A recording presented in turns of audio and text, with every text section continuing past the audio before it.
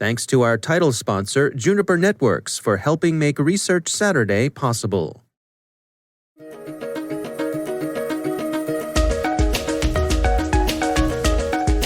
Hello, everyone, and welcome to the CyberWire's Research Saturday. I'm Dave Bittner, and this is our weekly conversation with researchers and analysts, tracking down the threats and vulnerabilities, solving some of the hard problems of protecting ourselves in a rapidly evolving cyberspace. Thanks for joining us.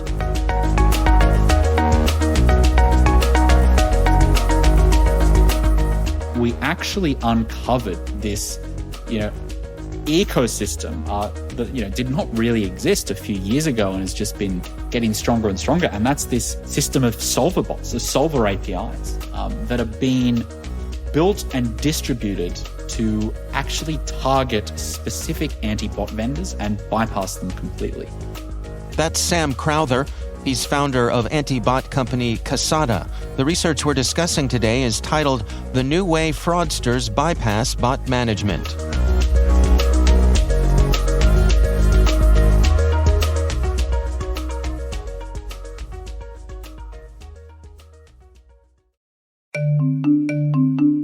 Juniper Connected Security helps organizations build threat-aware networks that extend security to every point of connection across the network. To learn more, visit juniper.net/security or connect with Juniper on Twitter or Facebook. That's juniper.net/security.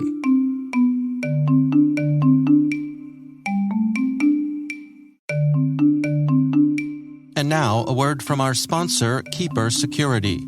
Keeper is the top-rated cybersecurity platform for protecting organizations of all sizes from the most common password-related data breaches and cyber attacks. Did you know that 81% of data breaches are caused by weak password security? Keeper is more than a password manager. It's a scalable and customizable security platform that includes industry-leading features such as automated user provisioning, role-based enforcement policies, SSO SAML integration, advanced reporting compliance, BreachWatch dark web monitoring, and more. Members of the CyberWire community will receive a free 3-year personal password manager when they take a business demo. Visit keepersecurity.com/cyberwire to learn more. And we thank Keeper for sponsoring our show.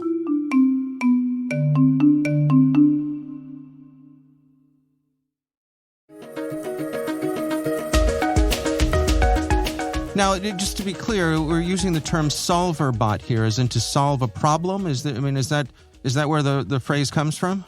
Yeah, so solver being a generic term, I guess the succinct description of them is basically their goal is to get a valid cookie to someone, to abuse, right? That's essentially what they do. So I think where solver comes into it is these anti-bot vendors have JavaScript challenges which need solving, and these adversaries have built tools to solve the challenges and return the valid responses in order to be classified as a human and let people abuse the back-end system. Well, let's walk through this together. I mean, can we start off with just a description of how bot mitigation typically works? Yeah, so bot mitigation comes in two components. One is the client side, and then one is the network and session, or the back-end side.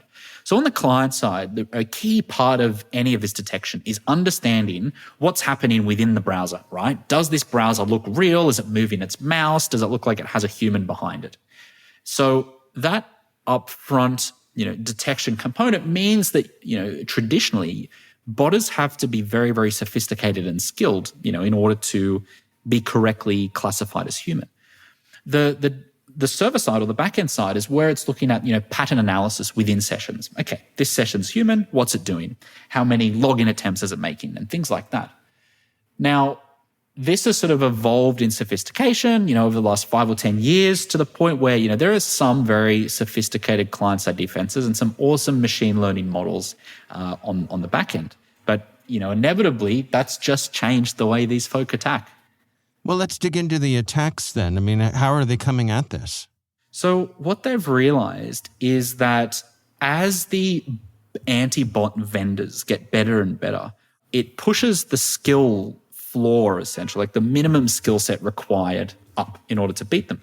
So there's a small group of people who all of a sudden have a very valuable skill which they can sell en masse. And so what they've started doing is reverse engineering these JavaScript challenges, right? And actually creating automated tools that, reverse engineer them fully automatically, look at the data that they're expecting to be collected from the browser, feed legitimate data straight back to their APIs, and then obtain legitimate sessions. And so they're doing this in a way that's actually got no browser whatsoever. And because, some of these vendors are so ubiquitous, it means that the client base for them is absolutely huge. Like, we track the revenue of one of the big Solver API vendors, and they're making probably $150,000 a month selling this service. And all they need to do is maintain their little decoder to correctly interpret the JavaScript and send the correct information to the anti-bot vendor.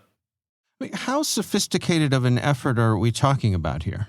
So this definitely depends on the specific vendor. Some are definitely less sophisticated than others. And look, I would say none of the adversaries are, PhDs or anything like that. A lot of them are just people who are interested in bots, who understand the way browsers work and have realized this is a good way to make some cash. Right? So they're very smart individuals, but it's not like they're, these sophisticated crime rings or anything. Like, usually it's just, one or two people who realize they've got a valuable skill. Can you take us through an example of one of the sessions that you all have tracked here? Yeah. So what we've seen for some of these Solver APIs is actually where they're used in fraud. So let's say a fraud group wants to wash 1 million credit cards, which is sort of some activity we've seen through a payment provider. What they'll do, instead of building something themselves, they approach one of these solvers and they say, okay, I want to buy 1 million sessions and I want an SLA that all of them will work. And if any don't work, you replace them. So they'll take those 1 million sessions and then they will load them into their bot in order to go and actually, commit the act of fraud that they wanted to, I guess they set out to. And so this has become more and more common, right? Where these fraudsters have realized they can just pay a little bit of money and outsource one of the most difficult parts of any sort of fraud operation, which is beating security systems. And so what's the cat and mouse here? I mean, in terms of, the folks whose websites are falling victim to this, what's to be done there? Look, this is a responsibility of the anti-bot vendors, right? That's where the game is. There is, a very clear difference in folk and their ability to iterate and prevent this sort of behavior. And understanding that this is even a problem is the first step to being able to solve it. But it shouldn't fall on the customer. This is absolutely a responsibility of the individual providing the service. And look, what we're starting to see is it's evolved from the anti-bot vendors, but it's starting to move also into some of the anti-fraud vendors as well. And if that trend is to continue, it won't be long before, someone can buy an off-the-shelf solution to beat most e-commerce, website security products. How do I know if I have a problem here? Look, this is one of the interesting and also scary parts of this, right? Is their whole business model is getting sessions that look good and that are valid. And so, look, usually the best way to figure out if there's a problem is actually look at your own web traffic data. All right. If you look at, say, login requests or checkouts over the last 2 months, what pattern does it follow? Does it follow day-night cycles? Does it look like human activity? Does it spike up and down, sort of sporadically? Those are actually the best indicators that something like this is going on. Because unfortunately, you can no longer rely on the data and reporting from a vendor when this sort of threat is very, very real. So what sort of questions should I be asking my vendor? I mean, if I'm engaged with someone who is selling me services to protect me against bots, how do I make sure that they've got the latest, greatest stuff out there to keep me safe?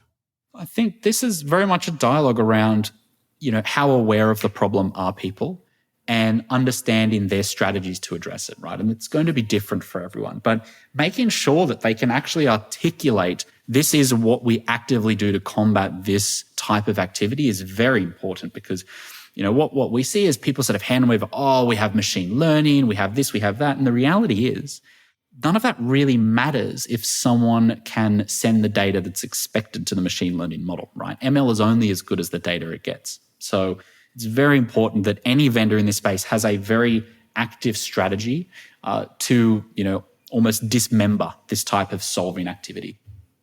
Can you walk us through some of the technical aspects here? I mean, what specifically are the solver services doing under the hood?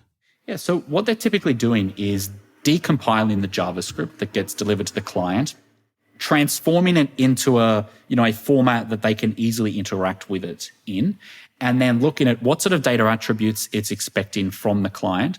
It'll then rebuild essentially the entirety of a virtual browser to make sure all the data is legitimate, and then package that up and send it to the client. So it's a relatively streamlined process, which means it's very cost efficient for a lot of the folk building and selling them. And where would someone go to buy this sort of thing? You head to Discord, head to various hacking servers. Honestly, that's actually very, very accessible. It's not like it's on the dark web. It is something anyone really who wants to get access to it can. Do you suspect that, we're in a cat and mouse game for the foreseeable future here? Absolutely. Like, what they're doing is not illegal, which is unfortunate.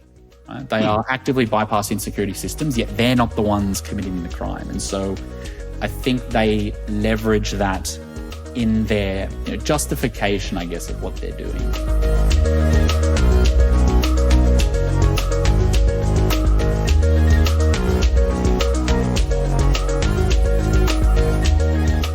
Our thanks to Sam Crowther from Kasada for joining us. The research is titled The New Way Fraudsters Bypass Bot Management.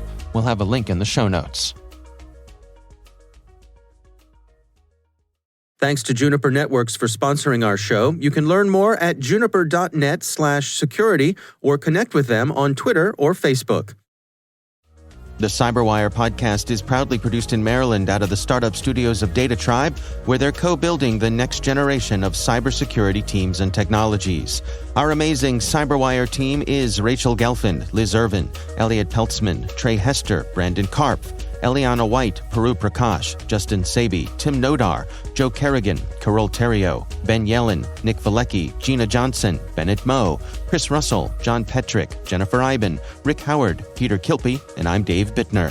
Thanks for listening. We'll see you back here next week.